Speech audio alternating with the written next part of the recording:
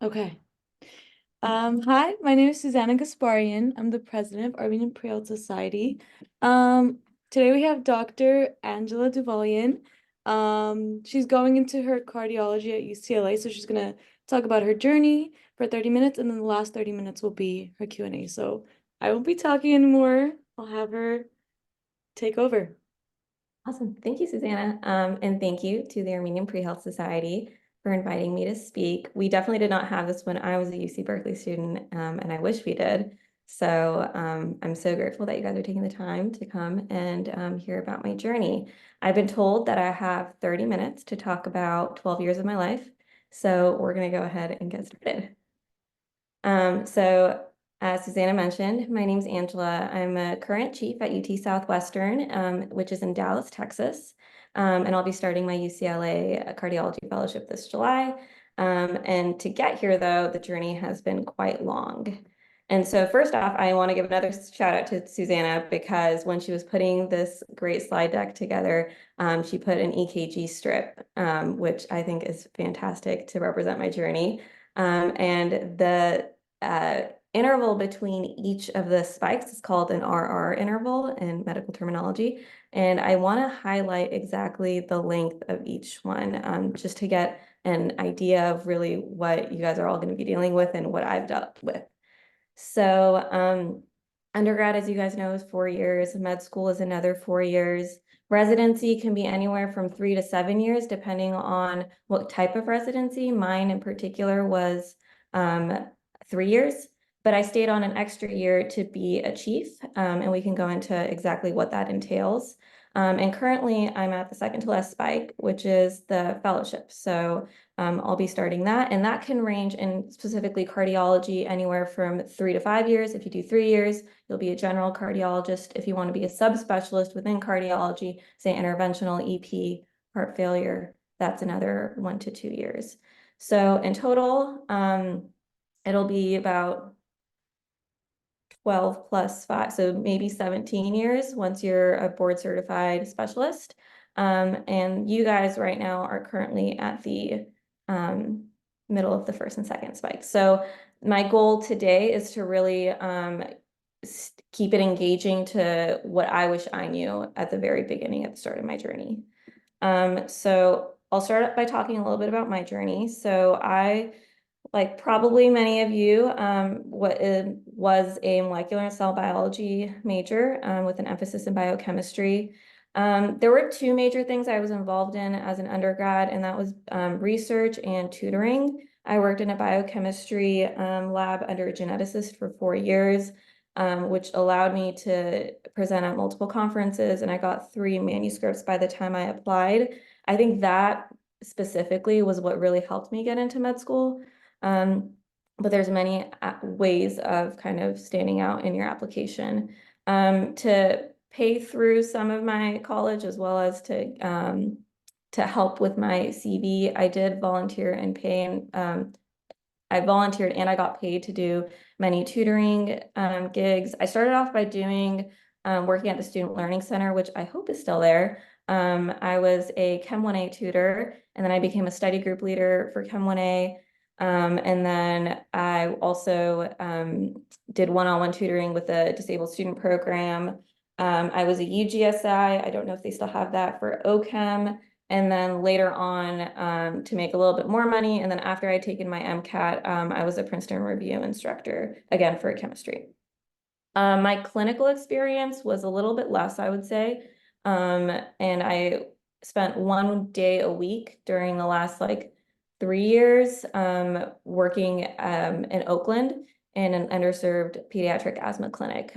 And I helped run some clinical trials there, which I thought was really eye-opening, and it was a fun experience. A minor extracurricular activity that I don't really think got me anywhere like in med school, but I think was very important for my social circle and creating who I was as a person, was really ASA. And so that was a really major part of my experience in UC Berkeley. So things I wish I knew. This is what I think now, hindsight's 2020, but things that I wish someone had told me and probably would have helped me out. The first one is the fact that I hadn't really realized how much of medicine is really about appraising evidence-based literature, understanding guidelines, participating in the science, and conducting it. And you really need to have a firm understanding in statistics for that, and even some minimal coding to help with the statistics. And I think it would be important if anyone has like an extra couple units to consider doing a stats class. If you end up liking it, a minor would be super helpful. I think back then I was scared of ruining my GPA, and I say that in quotes because you could always take a pass, no pass, but it kind of hindered me from taking some of the more interesting exploratory courses, and I wish I didn't have that worry, because at the end of the day, it's easier to explore when you're younger. Um, this is very common in large campuses like the UC system, and that's really getting to know your professors, because especially these pre-med courses, they're just like these giant lecture halls where you really get to know your GSI more than the professor. But I think early on, taking time to go to the office hours, specifically with the professor, sitting down and working with them to get those letters of recs, I think would be helpful. And you could also use your research PI and your if you're working in like a clinical role with the physician to get your letters of recommendation. Um, I also think mentorship is important, and I don't really mean research mentorship. I think it's important to have a life and career mentor who you can bounce ideas off of, ask for advice, and have them advocate for you.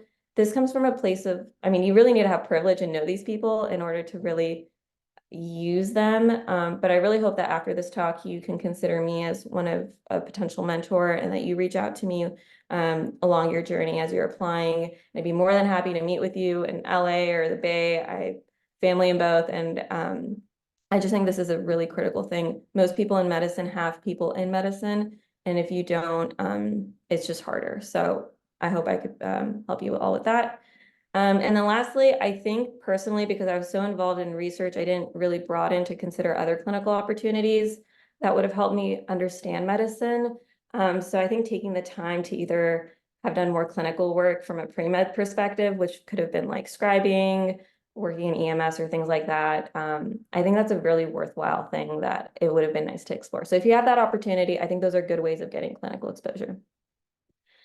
And what really matters to get into med school, I think there's a push right now to really look at things holistically, like the applicant holistically. But at the end of the day, I think what it comes down to is they really do use a GPA and an MCAT to screen applicants to some degree. So it's not to say that if you don't have a good GPA and MCAT, you can't get in. I just think sometimes you would have to take a more non-traditional route, and talk with your advisors, talk with your mentors, to figure out what's best for you.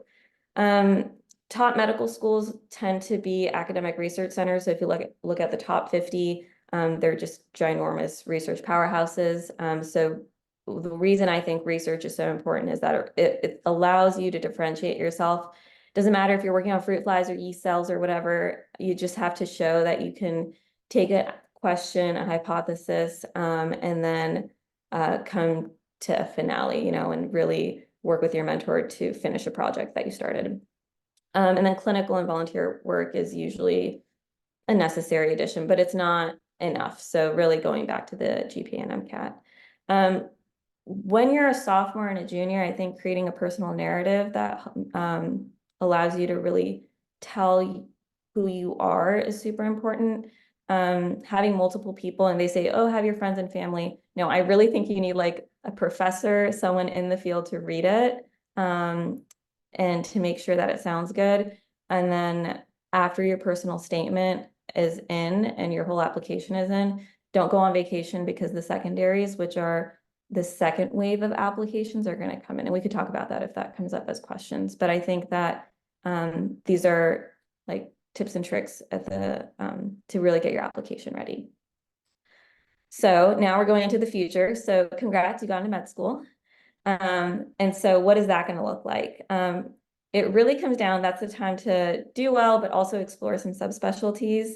I knew, and I was 100% confident I was going to be an oncologist in undergrad, and that's why I went to medicine.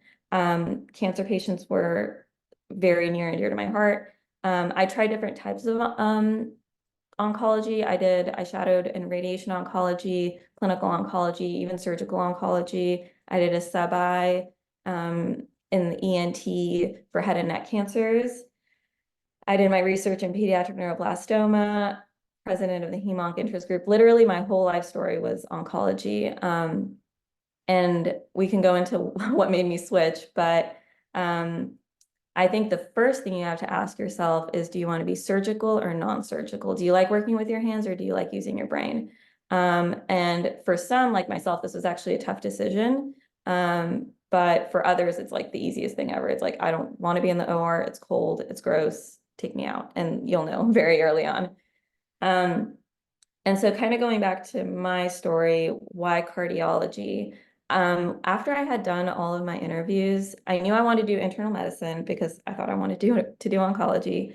And before I ranked all of my residency programs, my last rotation as a fourth year med student was cardiology.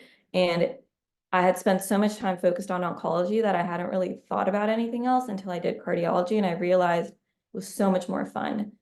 That was also important for me because as I was doing my oncology rotations, there's something called transference, where basically when you see a patient, it reminds you of another person in your life. And the reason I wanted to do cancer work was because I had so many family members who had cancer. But what I realized is that it's probably not a good idea, because every time I would see a patient, it would remind me of a family member. But in cardiology, there's no one in my family that had heart disease, so it was so much more, it was easier for me to objectively take care of those patients. And it was so much more exciting in terms of the pathophysiology and what cardiology really was. So I know I'm going to run out of time, so I'm just going to like put this out there of why it's so great. It's a mix of inpatient, outpatient. I don't really like outpatient medicine. I like working in the hospital, I like working with intensely sick patients. So that's a commonality between the two. And then the amount of research within cardiology is just wild. It's cutting edge. There's so much to do. Pharmacology, the devices are just out of this world. You can work with pharmaceutical companies consulting. You can conduct clinical trials, which you could do in any specialty, but specifically in cardiology, there's just so much effort being placed to really solve heart disease that it's much more easier and the network's much larger. It remains the #1 killer in the US and internationally. So if we can collaborate and think and make it better, then it really is I think, a worthwhile career. And with the world becoming much more obese, the rates are just continuing to rise. So there really is so many positives to trying to make an impact in this field.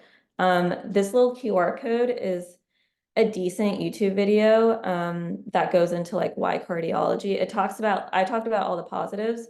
There's also some negatives to consider if you're interested in cardiology. Historically, it's a very male dominant field. If you're doing interventional, there's a good amount of radiation, and an EP, which is the arrhythmia doctors. And then the work-life balance isn't as great as other ones, but that's mostly because there's a lot of emergencies that happen in cardiology. So you're going to get called in because you're going to be needed. But yeah, I think it's a great one to explore. I'm glad I found out about it. When it came time to rank, I actually didn't rank based off of top oncology, even though I interviewed for a bunch of oncology with like the faculty that were all oncology in each of the residency programs. I ranked for cardiology, and I went to UT Southwestern because it was a good cardiology program. And here I am. So now let's fast forward another 4 years, and now you're a resident. So I'm not going to belabor this one too much because really, for most of you guys, this is going to be 8 years out, assuming you go straight through.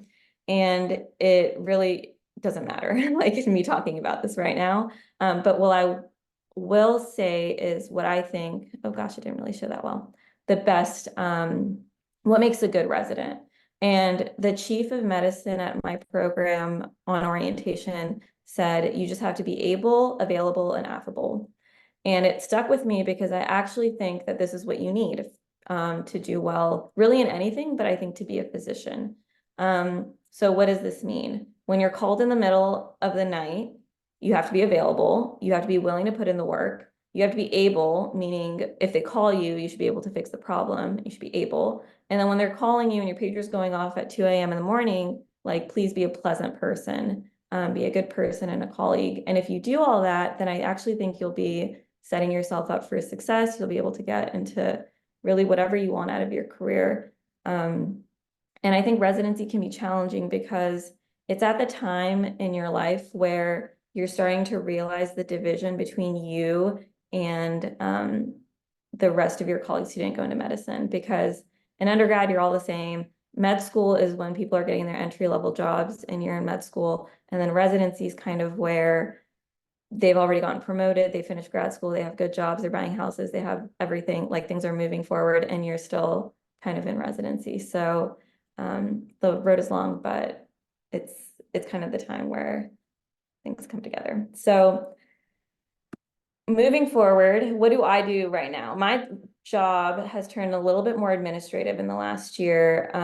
We have 6 chiefs in the internal medicine department. We have 190 something residents, and the 6 of us manage them. We help with education, running the conferences every day.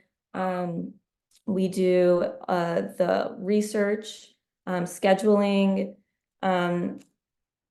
a couple weeks out of the year, 6 weeks out of the year, I also am a supervising physician. I am board certified in internal medicine. So I attend and we do rounds together with my team. And I'll be starting that again in a couple weeks.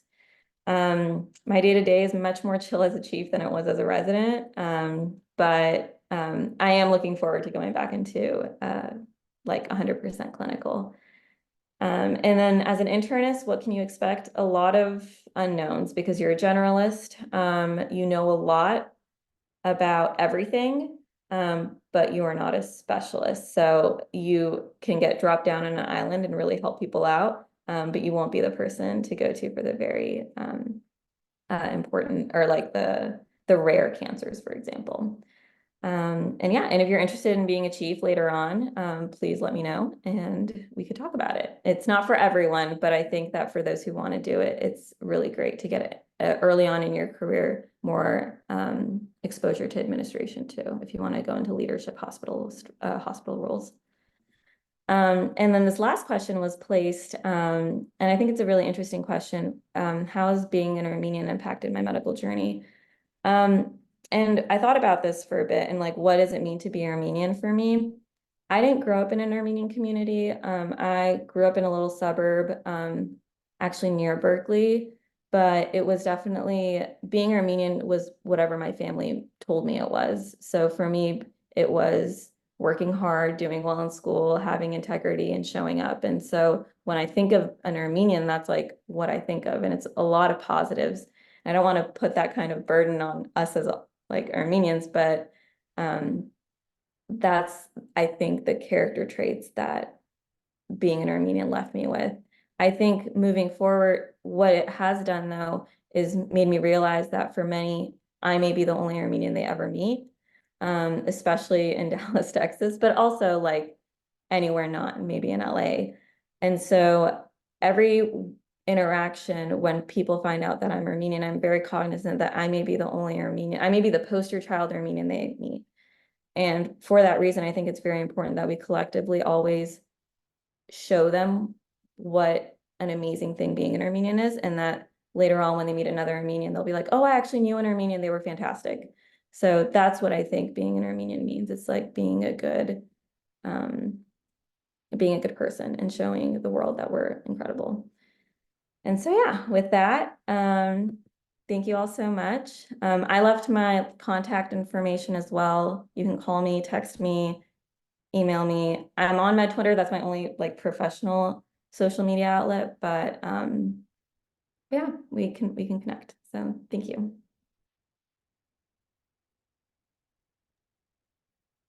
Perfect. Now we can go on to questions. Thank you so much. That was amazing and right on time. So you did 12 years of that, or 20 minutes, I would even say. If you want to stop sharing and then we can just have people ask questions. Can Yeah, I start off with a question? yeah, of course. Um, I just wanted to know, like, interview wise, how did you prepare? I feel like now it's gotten I don't know, it's so vague of what they're gonna ask. You hear these like crazy questions and I don't, I mean, there's no right way to prepare, but what worked for you?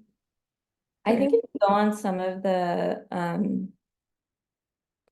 I don't want to say Reddit because that's not a good like forum, but like there's forums that kind of say what type of interview each school is. So some schools have like OSCE forum where it's basically they give you like random scenarios and they want to see how you're going to react to those scenarios. And then there's certain questions they ask about that too. Um, sorry, my puppy's outside. And then if it's those questions, then okay, the puppy's going. If it's those kind of questions, then there are certain questions that are common, and so you could prepare for those by going online. And then if it's more standardized, then the number one question they're going to ask is like, tell me about yourself. And you need to have that one like done 30 minutes or 30 seconds and an engaging form. So one mistake I made is I really went into the weeds of like my research. No one cares anymore. You're done with research. Like it's all about clinical stuff. So having like a 30-second cell is really important. Why medicine is an important one. And then they might ask you like questions that are difficult to answer, like political questions. And obviously they don't really want you to tell them your views but they want to hear a level-headed person give both sides to an argument.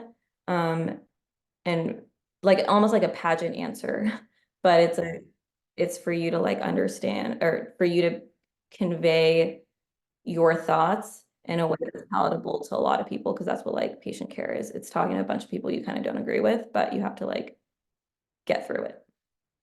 So I hope that answered it. Yeah, and then just a follow-up, I've heard mixed answers about this. Some like that you focus, like for yours, it was oncology. Um, is that a good thing? I've heard some don't. They like where you're just well-rounded and you're open to all types of fields. So I don't know, is there a specific? I think when you're well, when you're putting your application together, it's good to have an open mind. When I was applying, nothing really in my undergrad CV screamed oncology. My research was in genetics and biochemistry, which is basically my major.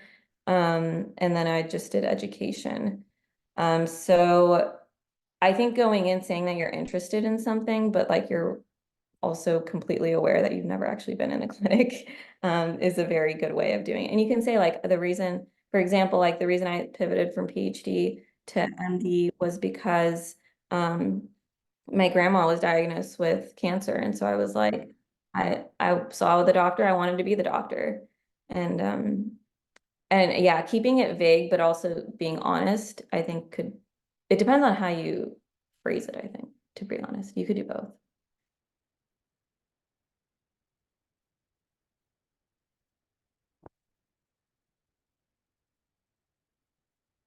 Um, I'd like to ask a question if that's okay. First of all, thanks so much for coming and talking to us. Really appreciate it. Um, I just wanted to know, like, what went into your decision in picking the med school that you went to, USC? Like, what kind of factors did you kind of weigh out? Um, that's a really good question. I completely honestly, I think that getting into med school is the biggest bottleneck. So I just went into the best one I got in. Um, I think in hindsight, USC is a very expensive med school. So had I gotten into a UC that was of the same tier as USC, I maybe would have done that. But I think that's what it came down to.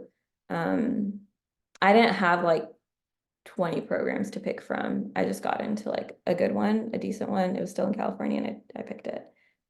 Things to look for though, if you have options, I guess, if like the next step would be um, obviously ones that are going to give you good clinical exposure. Most of the top programs will. Then it comes a little bit to location. East and West tend to be more friendly with one another. If you're in the middle, it's harder to branch out. Like, for example, it's very hard to come to California if you're not a Californian. People don't realize that until you leave. But even top applicants from many programs can't really get into the California network. And then lastly, if you plan on staying, like it comes down to location too. Some people don't want to go somewhere where they can't see themselves like having a family. And I think those are major factors people look into. Sophia joined kind of late, but she said in the chat, honestly, my same question. Sometimes they will ask about field you're interested in during an interview. Is it good to show them that you're open-minded? Yeah, I think it comes down to how you frame it. We've kind of already talked about this. I think that if you are someone who says like, I want to be a plastic surgeon, and you have no reason if like you can't back it up at all, and it just makes it sound like you're doing it for the wrong reasons, that's a red flag. But let's say you had third-degree burns as a child and you spent all your life in the hospital, all of a sudden it makes a lot more sense for you to be a plastic surgeon, or if you had a family member who went through that. So I think it's like a little bit, and you don't have to, right? You could just say like, I want to be a surgeon, and you don't have to go into that much detail. But if you have a reason to back it up, it won't hurt. I think it's worse when you lie, to be honest. So for example, internal medicine is kind of the default that people go into. And so, but it's also one that people want to honor. So for example, let's say you want to do ortho, super competitive. And so as a med student, you come to me, I'm your attending on internal medicine, and you're trying to tell me why you want to do internal medicine, but it's so clear to me that you want to do ortho. Just tell me you want to do ortho. I'll still honor you. I know it's a means to an end, but I want you to be honest with me. So that's kind of my answer for that. It's long-winded, but. Someone else also said, is it easier to come back to California for residency if you're out of state for med school? I think having any ties to California makes it easier to come to California. I don't think there's a point in which, I don't think there's a point in which it makes it easier or harder. All I know is that at the end point, it's hard because you have to network to find a job. So I know for like if you do your fellowship somewhere far, you tend to stay in that location because that's your network for getting a job. In terms of getting coming back to California for residency, you can signal geographically a region. So you could, for example, as a med student, when you're applying to residency, you signal West Coast, and then that'll give a regional preference so those schools know that you're more serious. Other schools will know though that you preferenced, but it wasn't theirs. So it's kind of a mixed bag. I really wanted to come back closer to family, but I was too scared to signal. I don't think there's a right or a wrong way. They do the same kind of signaling for fellowship too. Yeah, signaling. Okay, so basically what happened, the next question, what is signaling?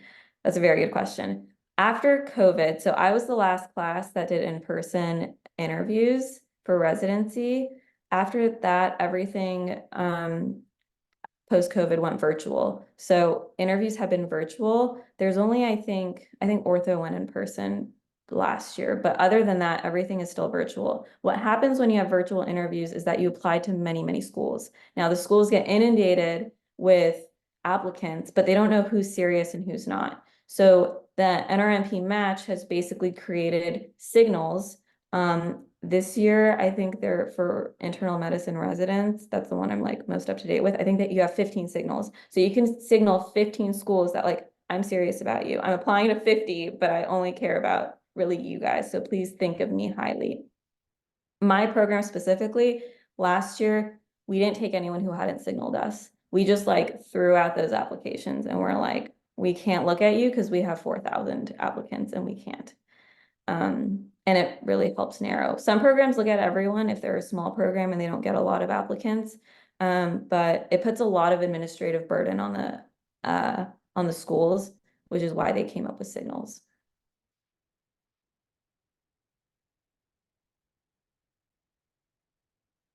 I have another question. So if you want to like specialize in cardio, do you have to go into internal medicine? Sorry, I blinked. So is Yeah, that how it works for like a lot of the specialties? that's also a good question. So taking a step back, without going, well, I guess I could go through everything. So if you're within internal medicine, that's like a way of staying very general, but then having the most options of specializing. So I could list all of the subspecialties within internal medicine, and you'll notice that it encompasses a lot. So cardiology, gastroenterology, rheumatology, endocrinology, nephrology, pulmonology, critical care, palliative. I think you could do addiction medicine from it too. Basically any internal organ you can think of, that becomes a subspecialty. But I'm also missing a ton of other things. So let's say any kind of surgical thing outside of this, family medicine is different, OBGYN is different, pediatrics is different. Pediatrics and internal medicine are the same in that like everything I described that was internal medicine subspecialties, you could do pediatric plus that. So you could do, if I wanted to become a pediatric cardiologist, I wouldn't go into internal medicine. I would do pediatrics for 3 years and then I would do cardiology. Yeah, you can also do both. There's like a med peds track now. So it's a 4-year program. You do a hybrid. There's also a med psych. So let's say you want to take care of patients who have psychoses, but you also want to be good at medicine. So they're creating like all these like hybrid programs to try to create like little niche specialists. Med Jerry opened up. You could do med derm. Yeah, but like, for example, neurology is its own thing. They dropped out of internal medicine many years ago before I was doing any of this. And then dermatology actually used to be a part of internal medicine. And then they were like, this is too much. We just want to worry about the skin. So they got off too. And then all these other things like ophthalmology is its own thing. Pathology, it's its own thing. Emergency medicine is its own thing. Fun fact, back in the day when my attendings were really, really young, so we're talking like 60 years ago, emergency medicine and internal medicine was just one thing. So that was also a branch point that happened probably within the last like 40 years. So yeah. Question in the chat. For residency, does an academic facility differ significantly from a non-academic? Doing residency at UCLA versus a county hospital. So a county hospital could technically be part of the academic center. For example, USC owns LAC, USC General, and UCSF owns the Zuckerberg, I think now it's called Zuckerberg General, which is their general hospital. And it also owns, most large academic centers tend to have 3 or 4 hospitals underneath them.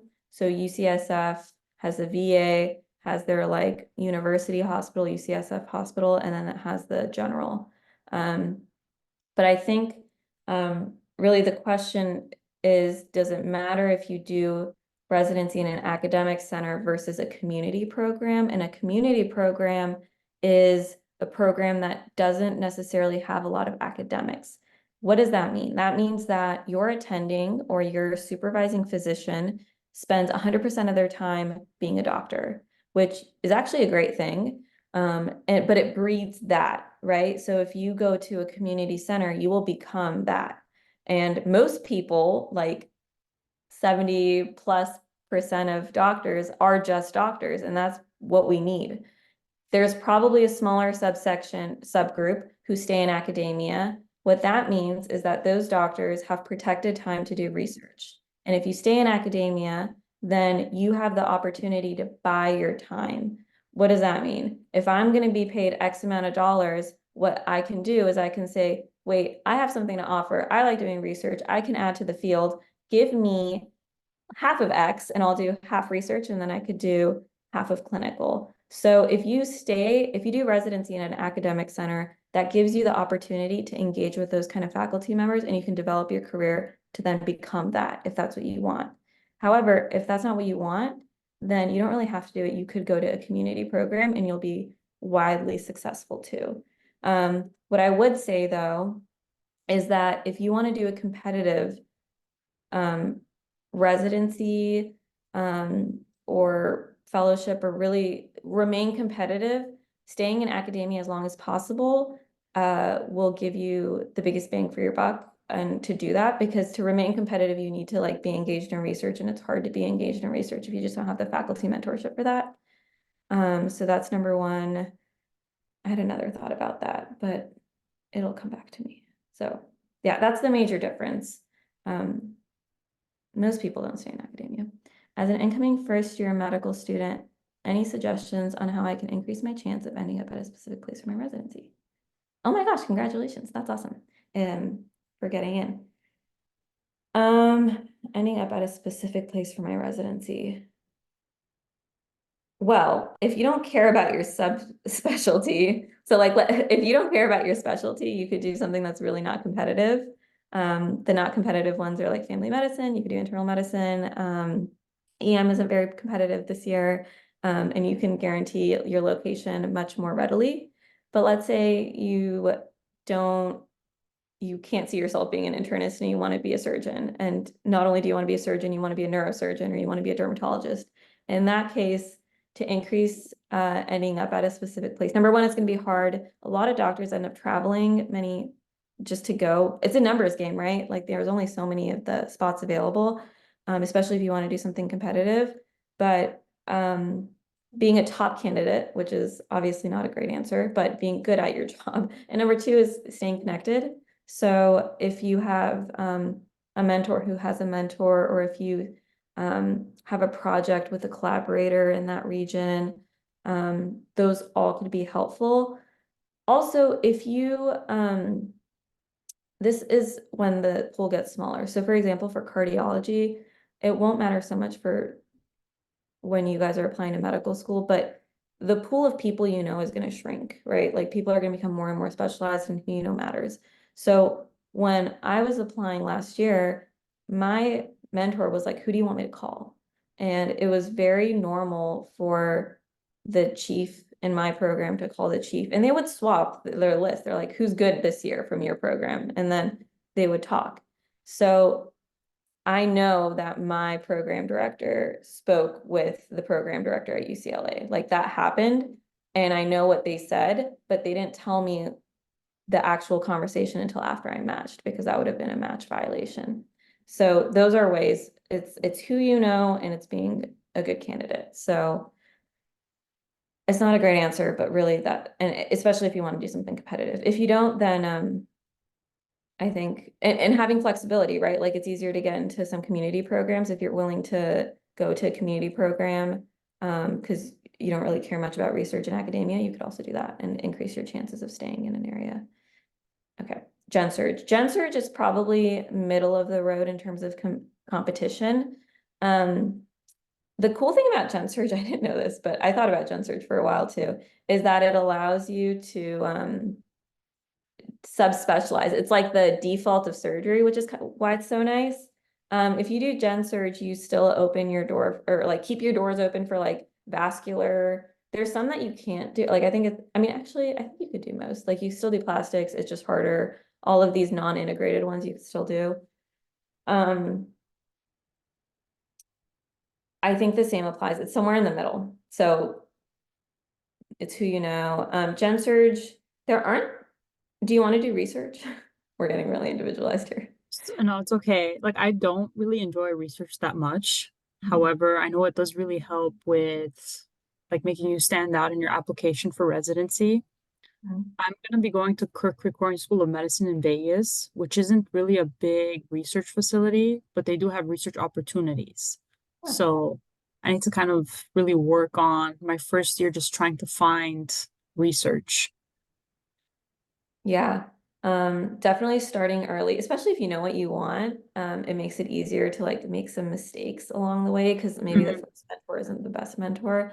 And then if you know anyone, or if they know anyone, to do any kind of collaborations. I think also going to like conferences, like Gen Surg national conferences, meeting up with people, talking to people, even trainees, to see how to do well, and how to get noticed, I think would be helpful. So it's And I'm assuming you wanted subspecial, so you med student going to general surgery. The good thing Yeah. with general surgery is the classes are pretty big. Mm. So you'll have a lot of options. It's hard, like for example, when there's like 2 urology residents they take each year. But gen surg are pretty big classes. So I think you'll actually be okay. And I'm assuming you want to go to like a metropolitan area or back home. I would like to come back to LA, so that's the goal. There's a lot of hospitals in LA. So I think you'd also be okay there. You just have to do well, I guess. Yeah. It's hard to differentiate though now in med school. So next steps are like you have to worry about step 1, step 2, step 3. We didn't even touch on all these like exams you have to take. Mhm. Step 1 has become pass no pass, which is not a good thing. I think, well, it depends on who you are. I don't think it's great because it's getting rid of the differentiation, right? So what happens is top tier programs, I'm going to speak for UCSF because I know UCSF, they don't grade students. And if step 1 becomes pass, no pass, and they don't grade their students, then all the students have to go off of being, aside from coming from UCSF, which is a great program, is their letters, which I'm sure they'll have good ones, and then their research. So now talk to someone who goes to a community medical school who gets graded, who can't like differentiate with step 1, like they're always gonna, like UCSF will always, like just the name brand will take them places. They won't have that. And then step 2 is gonna matter so much more because you only have 1 shot, you know? So I think that's why it becomes a little bit more challenging. Where did I stop? Yeah, we were talking about step 1 and step 2. So yeah, doing well on step 2, I think will be important too for you or for anyone really. Thank you. Do you think now, like going into med school, clinical has kind of overtaking, or like clinical experience has taken its value on research? Or do you think it depends on the school still? Like doing clinical stuff as opposed to research. Yeah, like having more clinical experience versus research. Take everything I say with a grain of salt. I said that in my slide, but I really think you're gonna get a biased answer. I think that between one experience with research versus one experience in clinical research kind of tends to dominate in terms of like importance. It also depends, like, did you do a poster, did you write a manuscript, or like did you create a nonprofit for it? Like there it's not like black and white. It's about the story you create, right? So if you do like if you hate research, let's say you hate research and you're like, I am not gonna like be a pawn in this, like I refuse. Then let's say you create a nonprofit to help the underserved, and you've have fundraised so much money, you've shown that you'd be a great person to get grants later in life, and then you change lives. Like to me personally, that means so much more than like a stupid paper. So it's how you sell it. I think the narrative is incredibly important. The personal statement is important. And it's not because it's like, it's an essay, right? It just shouldn't matter. I just think people can't do it really. Like, it's the first time you're selling yourself and all we've done is just studied all day. So it's really important to do well in it. So it's less about what you do and more about how you sell it especially if all else is equal and you're kind of good at everything and you have a little bit of everything. So I can't say though that one's better. I still think research is probably the safest way. Yeah. But you also heard that like one of the things that I regretted was not doing more clinical. So really take what I say with a grain of salt in that area. Yeah, if I can just add on to that, during my interviews, clinical experiences seem to be like the most common thing that was asked about. Like I did research for 3 years, but every single school, clinicals was like the main thing that we would talk about. Yeah. So, I think it's because people can actually talk about that. Like the people who are interviewing you are doctors and they have not been doing like the kind of research that most undergrads are doing. mhm. So I think like just to have like commonality, it's like something that comes up. So being able to engage with them on that is important. I don't think you can actually get an interview without doing clinical. So I'm not saying don't do it. I'm saying that I think everything is so competitive that you kind of need a little bit of both. And even if you do have research experience, you can't talk about it in the detail that you talk about it during research meetings, right? It's going to be like the most dumbed down version of it that people will like continue to listen. So Yeah, I had that experience too. Like sometimes they'd be like, "So what did you do research on?" And it was like something very specific in like immunology, and then they'd be like, "Oh, okay," and then like move on to the next question. Versus like clinicals, it was like more in depth. yeah, because they could actually relate. Yeah, exactly. I had a very similar experience too. Is it enough to have research experience, or do interviewers expect having publications? Because I don't know if They that's don't. for me. And, Okay. and you'd be surprised by what like counts, right? Like you could do a poster presentation. That's research. Like that's enough. You could write an abstract. And so no, I don't think there's an expectation that you need to be published. I know I have a lot of residency friends who have never published and they're doing wonderfully. So a lot of it, especially as an undergrad, is also like the luck of the draw. It truly is. Like at that level of research, you're really learning how to do it. And if you don't have a good teacher, then like there's only so much you can do. So definitely don't have to publish. Have you ever, I feel like some people will apply for programs they're not interested in. Could you ever switch if you match? Probably not, right? Into a program? Or what do you mean? Like if you match Yeah, to, like if you match, you're set for those 4 years. yeah, it's a contract that you like before the match algorithm actually runs, which by the way takes 2 seconds. And then for some reason it's like weeks that they don't tell you. But the you have to sign like a little, it's like it's not a, you don't sign, but you basically, it's a contractual agreement that if you go into the match, wherever you match, you have to go. And that's like that's it.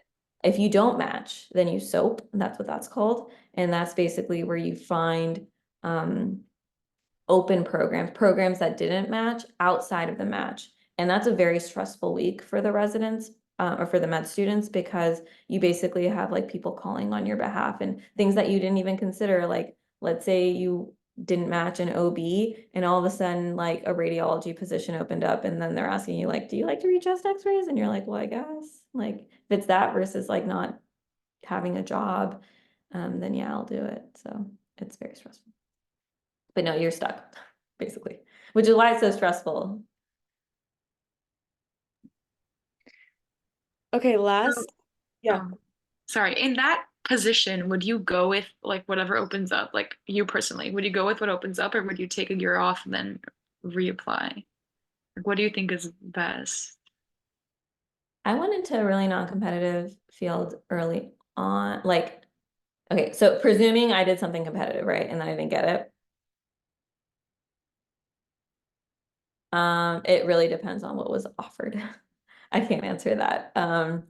If it was a pathology position, I would take a year off. Because I can't like look at slides all day. I think you could find within each one something worth pursuing. I would have been very happy in internal medicine. I think I would have been happy in surgery too. Hence cardiology is a nice mix. I think I would have been happy in OB. I probably would have done like a more surgical field within gyn, like I would have done gyn-onc or something in OB. You can find things that you'll find interesting. And even in radiology, you would do interventional radiology and start seeing patients again. There's many ways to find a career you want to do. So if you end up soaping, I don't think it's it's by no means the end of the world. I'll give a good example. We had a resident, a fantastic resident who didn't match into cardiology this year. And it was like clearly an issue with just like the algorithm, like something, it's not foolproof, that match algorithm. And our program took him out, like they were just like, you're too good. I don't know what happened. So good people tend to find they have people call on your behalf because it doesn't make sense for you not to get it. Maybe last question. I think like especially with how like competitive, I feel like it's getting more and more competitive like every year, every semester at this point, like every minute. How were you was there like moments where you almost doubted the medical field or like how were you able to like overcome that, you know? Oh, this is such a sad way of ending. But No, sorry. okay. Well, number one, I think 12 years ago versus now is a very different kind of application pool to applicant pool. I don't know if I would, I'm hoping I would have gotten in, but I don't know. Like I can't say that because it's so much more competitive. Do I doubt the system? So much so, especially during chief year, because I think as a chief year, you have to take a step back and take on a more like, you examine the systems that you are now like working in. Things that drive me up the wall, and we are recording, but I will stand by this, is I think it's crazy how we reward clinicians for their research output, for example, when in reality, being a good doctor, you can only be, it's a practice of medicine. You have to see patients. You can't just be locked up somewhere and getting grants and getting money for these academic centers and then being a good doctor. And unfortunately, I think that's how people like define being a good doctor, which is crazy to me because that's not it. And so I was at a conference a couple months ago and they had this like really cool seminar where it was called Talk with the Master Clinicians. And so they were basically saying like, what would you do with this case? And then the lineup of doctors were supposed to give their thoughts. It was just a bunch of like researchers, like top researchers who've published like 1,000 papers, but like, why are you the master clinician? You probably are like in an institute doing clinical trials all day. And I think that's the system that we reward. And I think that it breeds the wrong kind of reward because how are you going to how do you, and this might be a question you ask yourself in the middle of the night when you're thinking of like, how can I be a good doctor on like call is, how are people going to know that I did the right thing? Like no one's grading you, like whether or not you answer the page or not, but and you can't write that on the CV that like I'm just a good doctor. And so I think that's a really big problem with our healthcare reward system. And it does make me feel really sad. And I think sometimes you just have to march to the beat of your own drum and realize that like I'm doing this because I want to be a good doctor and like I want to take care of patients. And I think that's important. So I think that was a beautiful way to end it. It kind of started off sad, but I think it ended up really nicely. Well, thank you so much. I feel like this was amazing. I can maybe speak for all of us if one of you guys wants to say something. Yeah, this was amazing. I hope you got something out of it, reminiscence, why you started, or I feel like you remember that every day, but yeah, I feel like thank you all so much. And hi, Tiff. But he's been here for a while. Oh, she's listening. Okay, great. okay, well, perfect. Thank you guys so much. I hope you have a good night. And if you guys have any more questions, please email me, call me, whatever. Yes, thank you. Have a great night. Thank you. Bye. Thank you. Bye. Thanks.